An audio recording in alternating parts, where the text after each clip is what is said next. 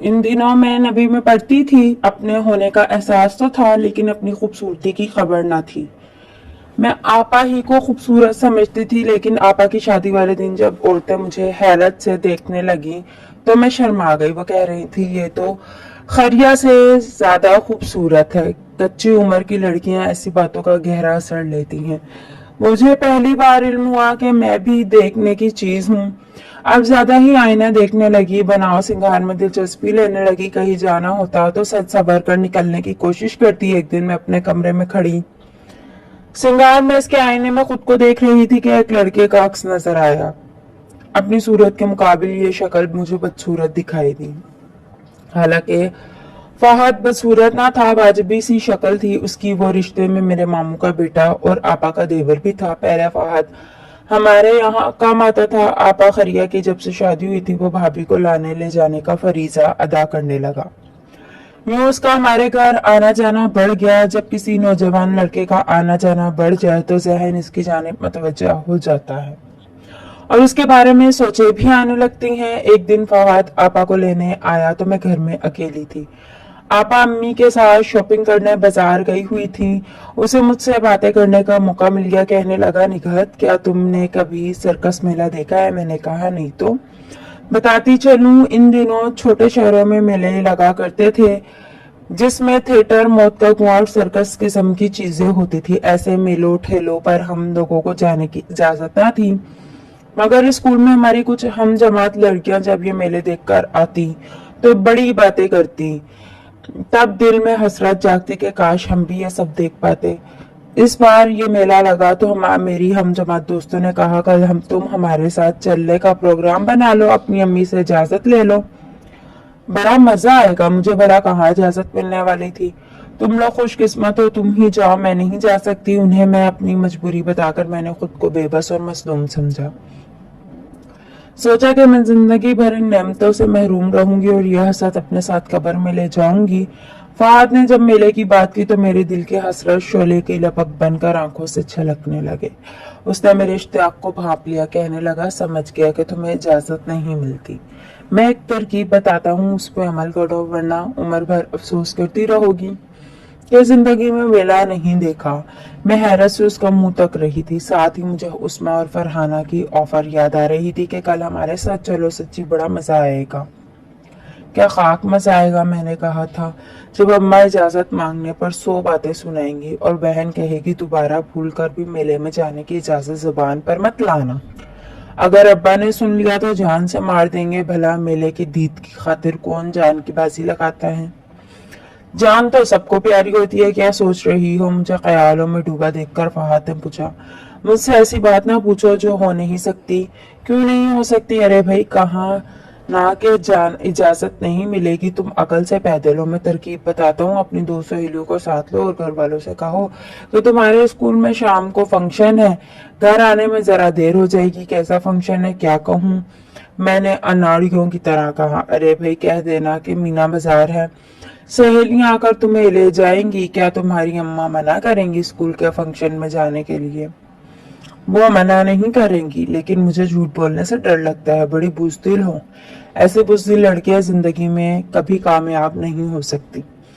फहद ने कुछ इस अपनाइयत से बातें की कि मेले से ज्यादा मुझे उसके साथ जाने में दिलचस्पी पैदा हो गई।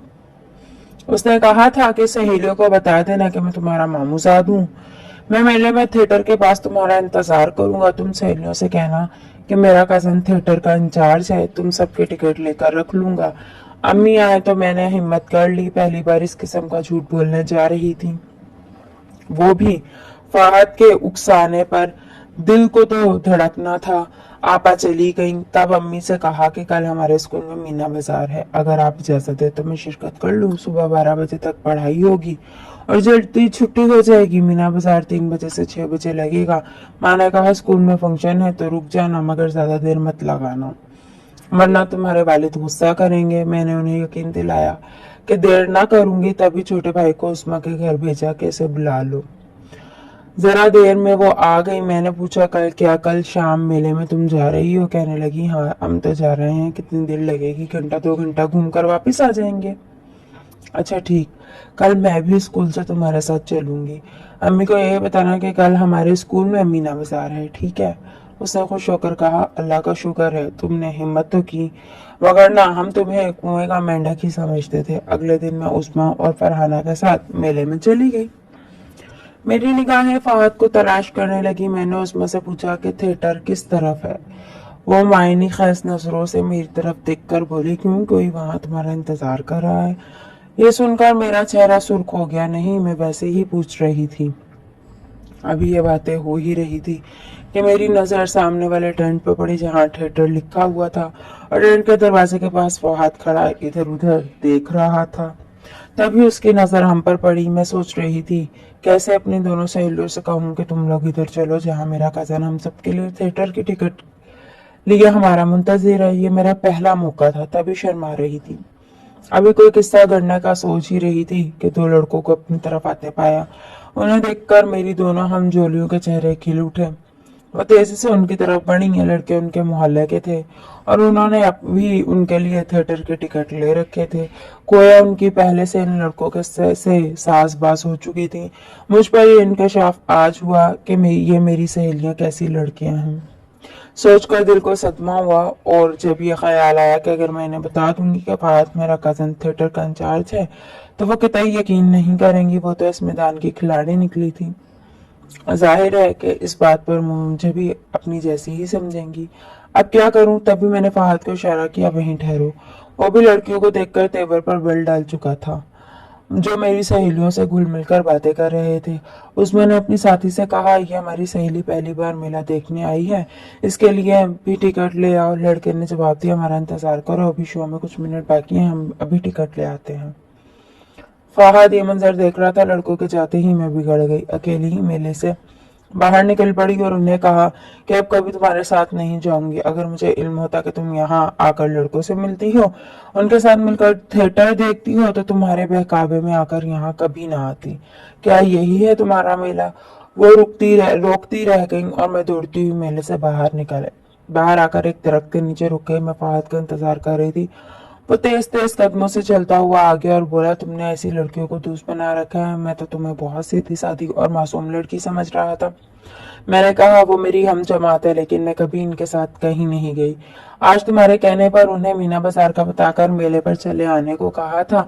ये तरकीब तुमने ही बताई थी और अब तुम मुझे बुरा भला कह रहे हो। जो उन्होंने और उनके दोस्त लड़कों ने किया वही तुमने भी किया। मुझे खबर होती कि ऐसा सीन होगा तो तुम कभी तुम्हारी बातों में ना आती। ये कहकर मैं रोने लगी। उसने कहा, अब रोना धोना बंद करो, वरना पास से गुजरते लोग जाने क्या सोचेंगे। चलो मैं तुम्हें तुम्हारे घर छोड़ दूं। उसने मुझे अपनी मोटर बाइक पर बिठा लिया और घर के नजदीक उतार कर बोला, तुम घर जाओ, मैं थोड़ी देर बाद आ जाऊंगा।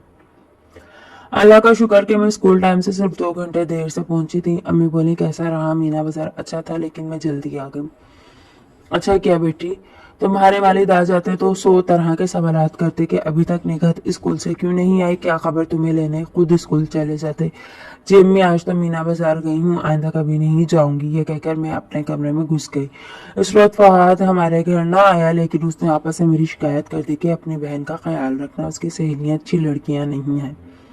आपा ना समझी मगर कह दिया कि अच्छा, अम्मी से कहूंगी इसकी सहेलियों पर नजर रखें। मेरी किस्मत में फहद से ही शादी लिखी हुई थी, सो हो गई, लेकिन वो आज भी उस्मा और फरहाना से दोस्ती के ताने देते हैं। कहते हैं कि तुमने क्यों ऐसी सहेलियां बनाई थी, जबकि इंसान अपने दोस्तों से पहचाना जाता है, और इस ताने का मैं उन्हें आज तक जवाब नहीं दे सकती।